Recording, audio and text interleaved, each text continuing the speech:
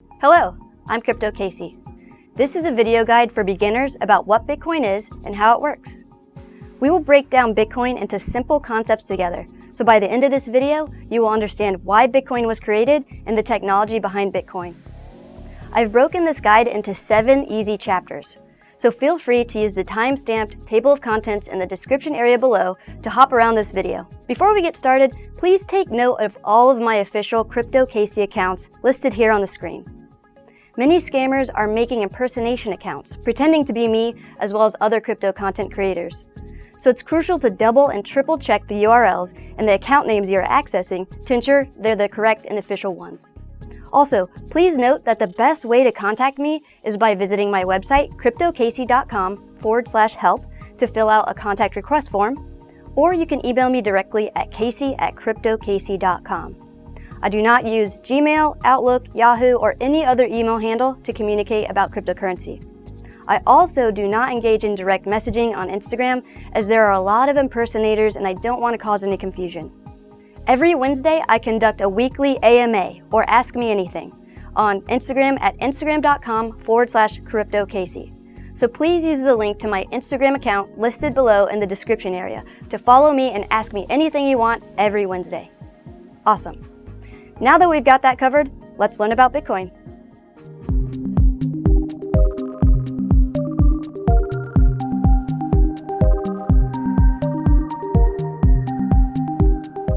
Chapter 1.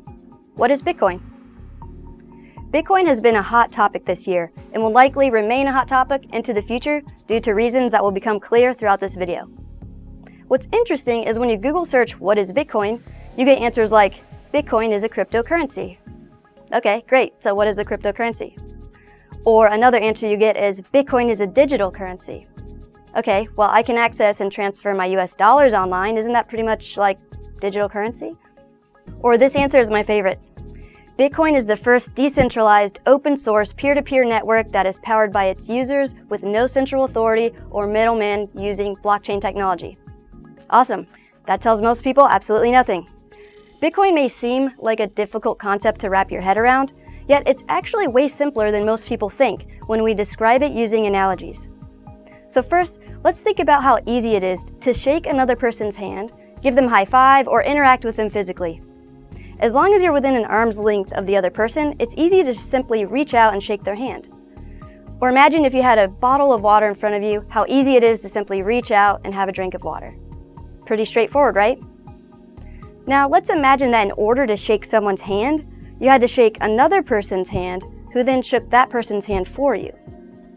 Or imagine that in order to have a drink of water from a bottle right in front of you, another person had to pick it up, put the water in their mouth, and then put it in your mouth. That's just crazy, right?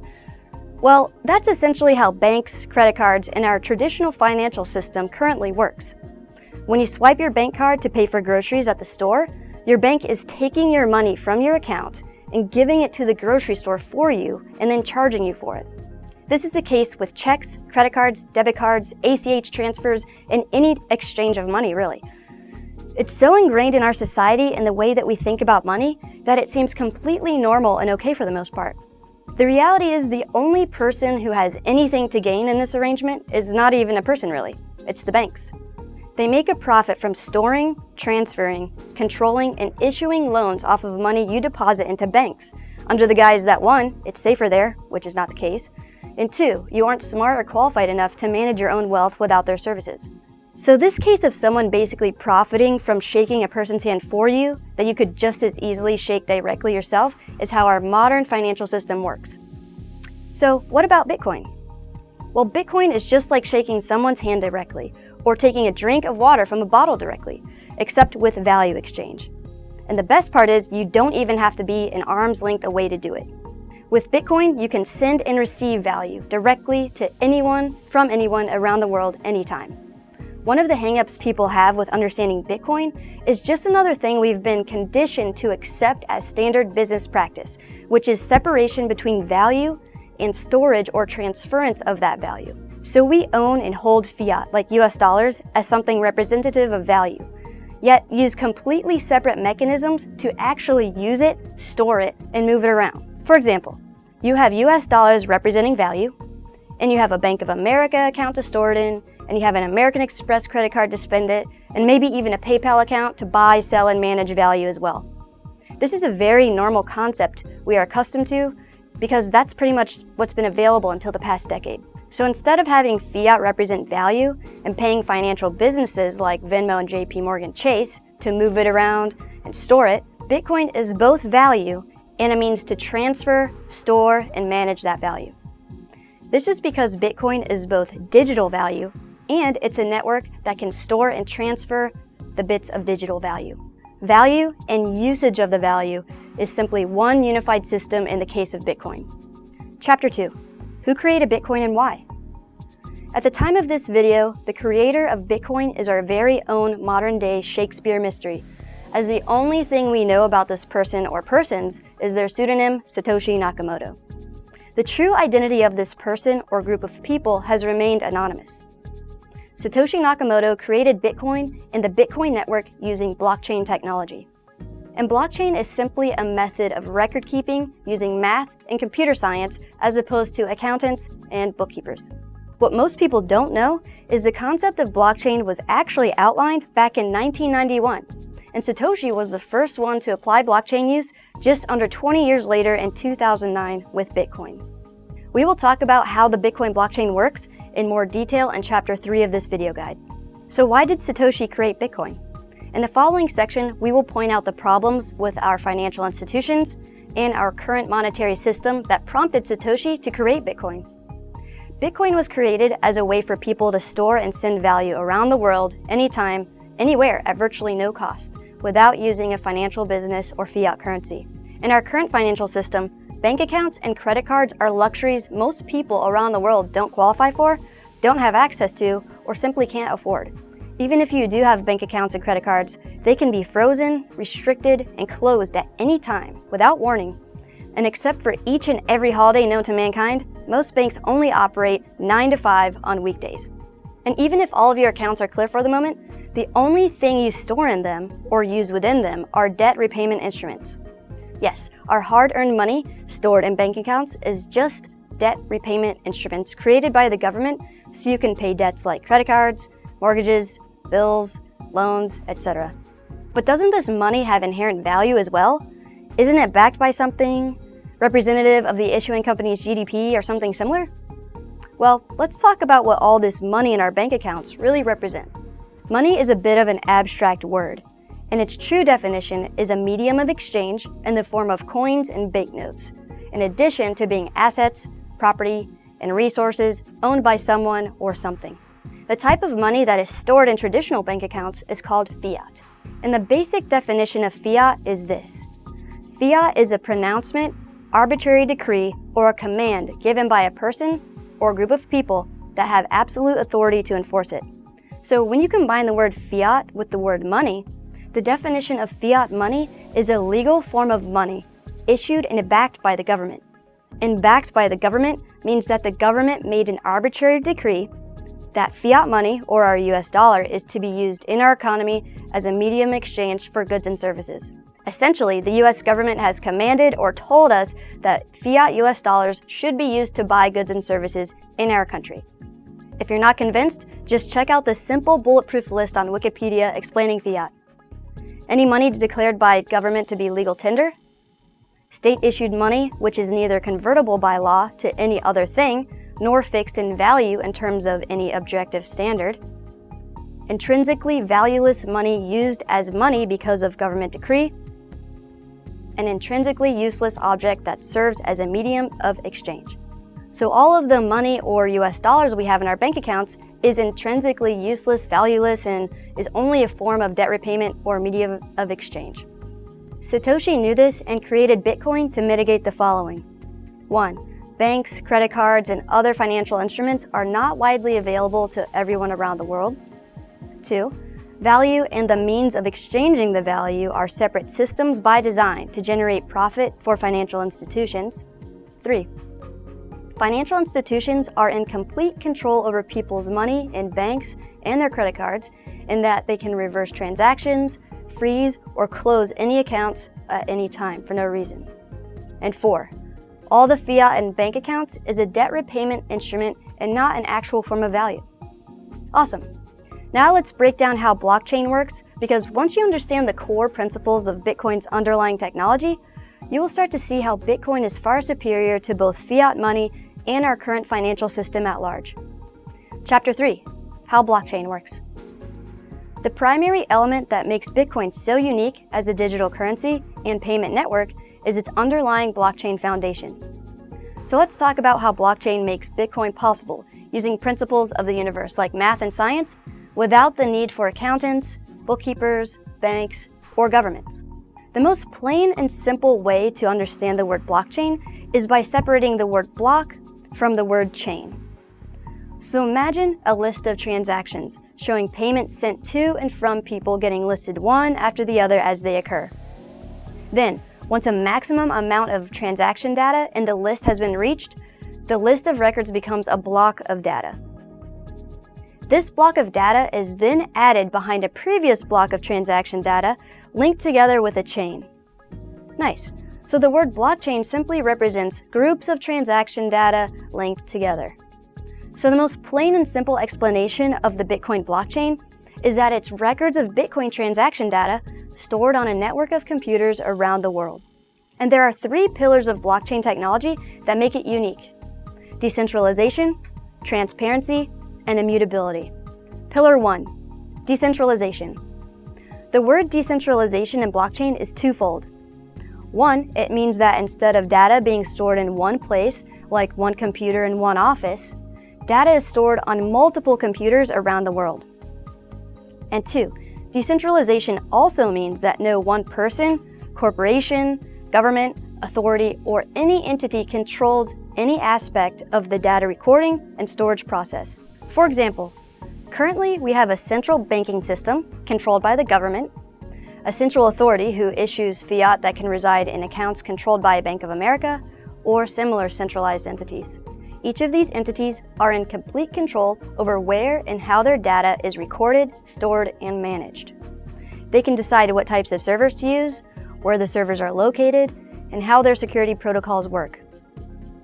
In contrast, blockchain allows transaction data management to be decentralized on a network of computers around the world using open source software.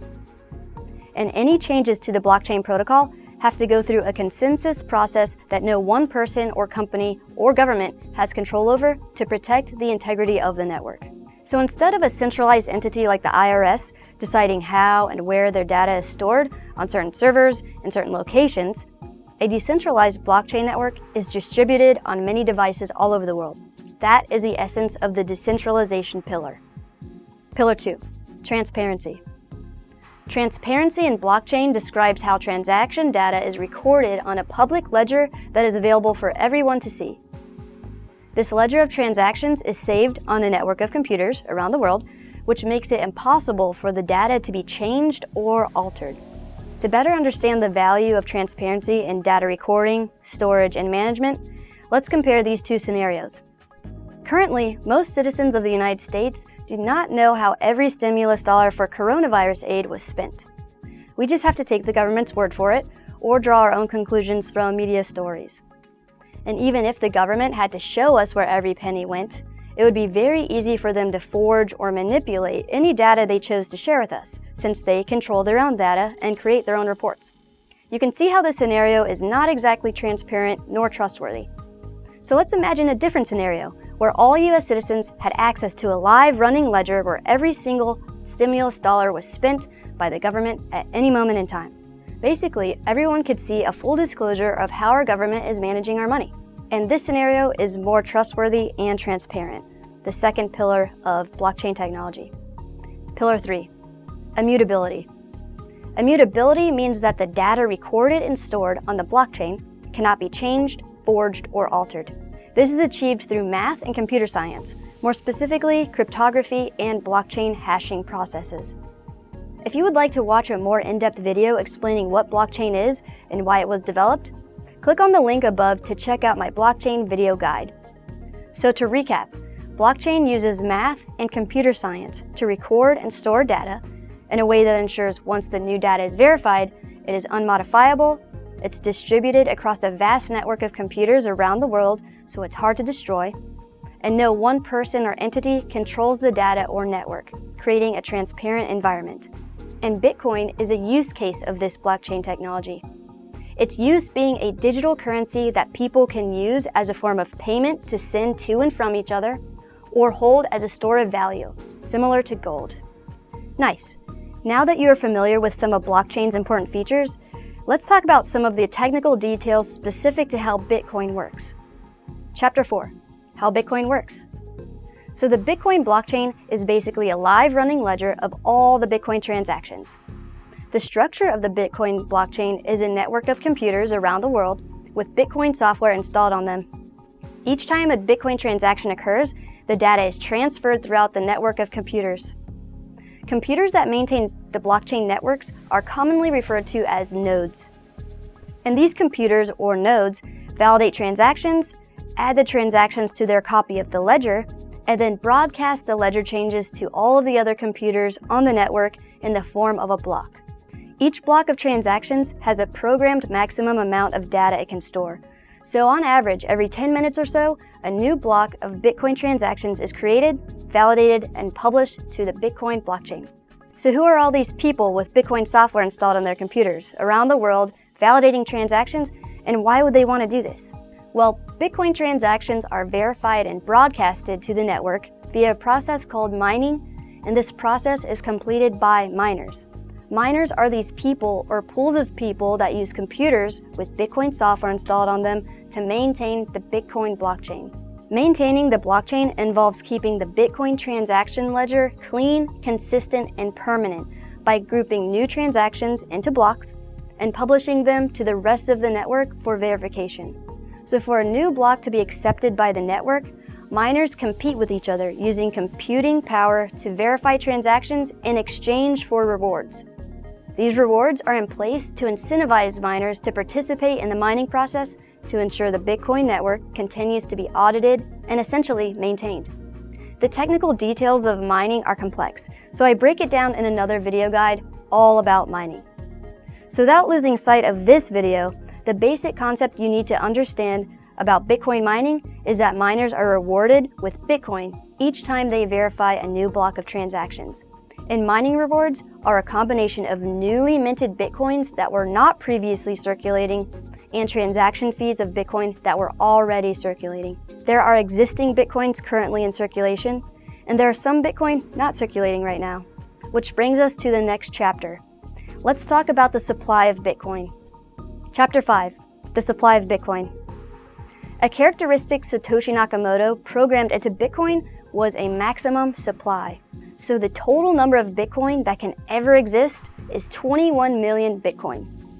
Satoshi implemented a maximum supply of Bitcoin so it would mirror an inflation rate similar to gold. And thinking back to the mining process we discussed in the previous chapter, you will start to see many similarities between Bitcoin and gold, which were all by design. Bitcoin was created to be like a digital gold of sorts. Currently, 18 million Bitcoins are in circulation of the 21 million total supply. New Bitcoins are minted into circulation during the mining process when new blocks are verified. Currently, the amount of new Bitcoin entering circulation is 62.5 Bitcoin per block, and it takes approximately 10 minutes to verify a block. Another characteristic Satoshi programmed into Bitcoin are what's called halving events. Halving refers to the reduction in Bitcoin block rewards issued to miners by half. Block rewards halve every 210,000th block, which on average turns out to be approximately 4 years. May of 2020 was the most recent halving, which decreased the block reward from 12.5 Bitcoins to the current rate of 6.25 Bitcoins. So at the time of this video, about 900 new Bitcoins enter into circulation every day until the next halving event, making the annual inflation rate 1.8%. The advantage of having a fixed supply is that Bitcoin's inflation rate will eventually reach 0% once the last Bitcoin has been mined. Currently, the last Bitcoin will be mined in the year 2140, which is about 120 years from now. A fixed supply and high demand creates scarcity, which typically increases the value of assets like gold and can be expected to play out in the case of Bitcoin as well, based on its performance in previous halving events, which we will discuss in Chapter 7. Another advantage of a fixed supply is you don't experience issues like we will experience in the future with the US dollar. Bitcoin was programmed in such a way that new Bitcoins enter circulation at a fixed rate that halves over time to curb inflation. And the new Bitcoins are distributed to miners proportionally to the amount of work they produce. The US dollar, on the other hand, doesn't have a fixed supply, so at any time the government can print more fiat. And who decides who gets the money? Where does all this money go? Newly printed fiat is not equally distributed to people who are producing in the economy, like in the case of Bitcoin mining. The people or corporations closest to the government's money printer get first dibs on the new, free money, typically in the form of very low interest loans, which is not a fair, neutral way of adding US dollars into circulation.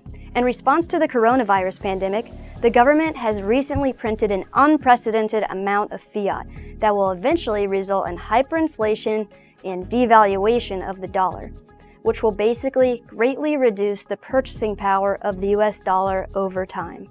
In contrast, Bitcoin over time will increase in purchasing power as the available supply continues to decrease, so long as the demand remains steady and most likely increases in these times of uncertainty. But what if there's not enough Bitcoin to go around? What if 21 million Bitcoins aren't enough for everyone who wants to use or store it over time? Luckily, similar to the US dollar, Bitcoin is actually divisible. So like the dollar can be divided into smaller units like quarters, nickels, dimes, and pennies, Bitcoin can also be divided. Here's a chart showing the different denominations of Bitcoin from 1 unit of Bitcoin all the way to the smallest unit of Bitcoin, which are called Satoshis or Sats for short. 1 Satoshi is 100 millionth of a Bitcoin, or Bitcoin to the 8th decimal place, which is represented by a decimal followed by 7 zeros and then a 1. Smaller units of Bitcoin and standard denominations make using Bitcoin as a day-to-day currency much easier, as it would be too limited to try and pay for things with 1 whole unit of Bitcoin, which at the time of this video is worth around $9,000. That would be like trying to buy a bottle of water with a gold bar, which wouldn't really work. At the time of this video, 1 Satoshi is worth less than a US penny. So you can actually see how Bitcoin is actually more divisible than the US dollar and most other fiat currencies as well, as the smallest denomination of US dollars is a penny, representing 1/100th of a dollar, while Satoshis represent a whopping 100 millionth of a Bitcoin. Satoshi Nakamoto knew that in order for a currency to work in a society as a medium of exchange, it must be easily broken down into smaller increments so it can easily represent a value equal to any and all goods or services available in an economy for exchange. And Bitcoin is more than sufficiently divisible, as it allows for quadrillions of individual units of Satoshis to be distributed to anyone around the world. Pretty interesting stuff. Next, let's talk about how Bitcoin is stored and transferred on the blockchain network. Chapter 6, Storage and Transference of Bitcoin. To store and transfer Bitcoin, you need to use Bitcoin wallets. There are several types of Bitcoin wallets, and some types are more secure than others. The 2 general categories of Bitcoin wallets are hot storage and cold storage. Hot storage, or software wallets, are wallets that are on devices connected to the internet, like a computer, smartphone, or an exchange. Cold storage wallets are devices not connected to the internet, like dedicated cryptocurrency hardware wallet devices, like Ledger, Trezor, or BC Vault. Other forms of cold storage include paper wallets and more durable materials like wood or fireproof metal wallets. Cold storage hardware wallets are the safest type of Bitcoin wallet to use since they are not connected to the internet, where you risk getting hacked. And all Bitcoin wallets generally consist of 2 things: private keys and public keys. Keys are also referred to as addresses. So what is a private key or address? A private key in regards to Bitcoin wallets is a secret 256-bit alphanumeric number that is randomly generated using cryptographic math functions. The degree of randomness used in generating a private key is so random, it's been described that there are more possibilities of creating a unique private key than there are atoms that exist in the entire known universe. So you can see how the odds of creating a duplicate private key are nearly impossible.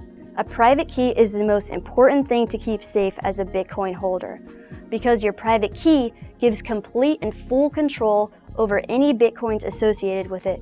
Using a private key, anyone can make irreversible Bitcoin transactions, meaning they can send Bitcoin to any other person or place without you being able to undo the transaction. Now, from the private key, a public key or address is generated. So what is a public key? Public keys, similar to private keys, are also an alphanumeric number. However, it's derived directly from a corresponding private key using cryptographic math functions. And the function operates in such a way that it's impossible to reverse engineer the public key to figure out the corresponding private key. So a public key or address is used only to receive Bitcoin from others. You cannot use a public key to send Bitcoins, only receive. So you could post your public key on a public website and anyone who comes across it can send you Bitcoin. In fact, in the video description below of this video, you can see the public keys for my channel's Bitcoin and Ethereum wallets in the donations section. Using those public keys or addresses, anyone around the world can donate to the channel without gaining access to the funds stored with it. So to put it simply, private keys are for sending or spending Bitcoins, and public keys are for receiving Bitcoins. Let's explore an analogy to better understand this concept. Think about your traditional bank account if you have one. You can provide anyone with your bank routing number and account number to receive an electronic transfer from them. However, using just a routing number and an account number, they cannot access your actual bank account to spend your money. So think of the combination of a bank routing number and bank account number as your public key or address. Anyone can use it to send you money. Now, let's think about your online banking account username and password. Using your online bank account login credentials, depending on how your bank operates, someone could access your account and transfer funds from it. So think of your online bank account username and password combination as your private key. If someone logs in as you, they could initiate transfers of funds out of your account. Simple enough, right? Awesome. So let's take a look at this public Bitcoin ledger we've been talking about that shows all of the Bitcoin transactions that have occurred since its creation. There are many different sources that show the Bitcoin ledger to choose from. So in this video, we are looking at blockchain.com/explorer. And you will pretty much see what we've been describing throughout this video, a list of Bitcoin transactions. Under the mined column, you can see the amount of time that has elapsed since each block of transaction data was mined, which works out to be an average of 10 minutes per block.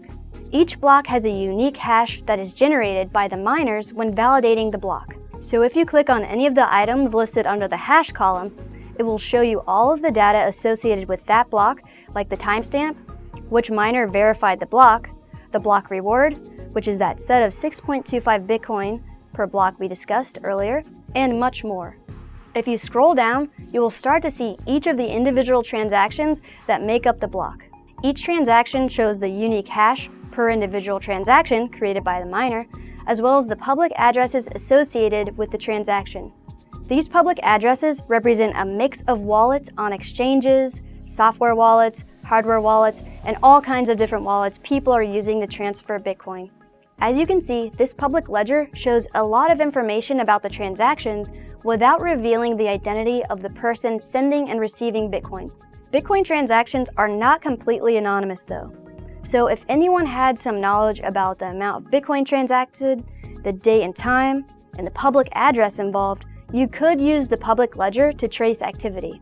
So as far as Bitcoin wallets go, I highly recommend investing in a hardware wallet like the Ledger Backup Pack or BC Vault for storing and transferring Bitcoins, as they are a safe form of cold storage.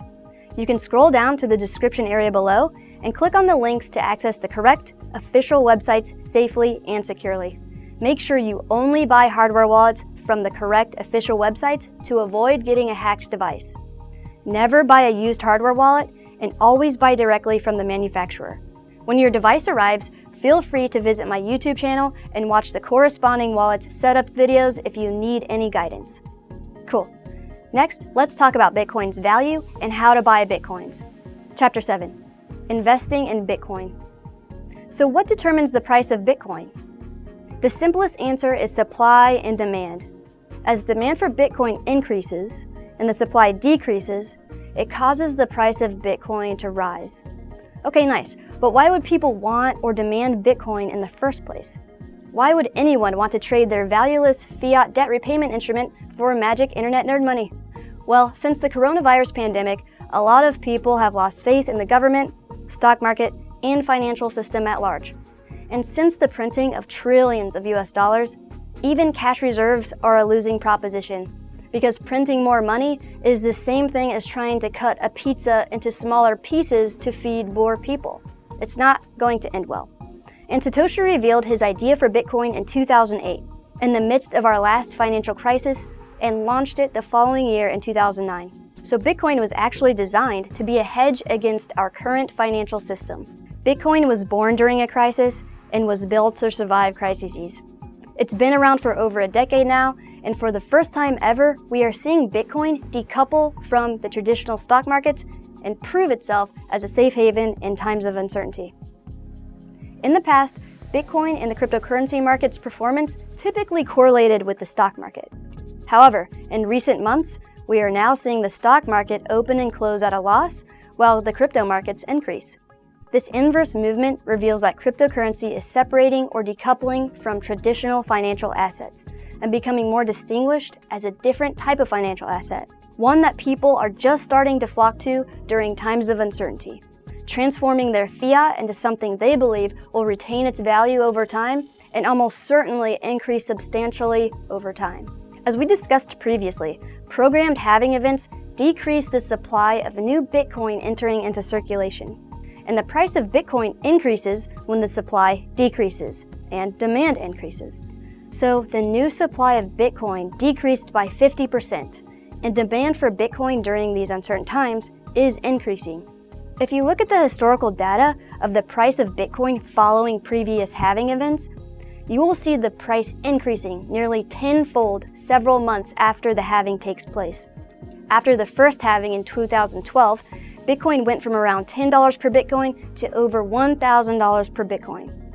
After the second halving in 2016, Bitcoin went from $1,000 up to $20,000 and settled back down to $10,000 per Bitcoin. The third halving happened in mid-May of 2020. So, is $100,000 per Bitcoin in the cards in the coming years? Is 1 million per Bitcoin possible in the future?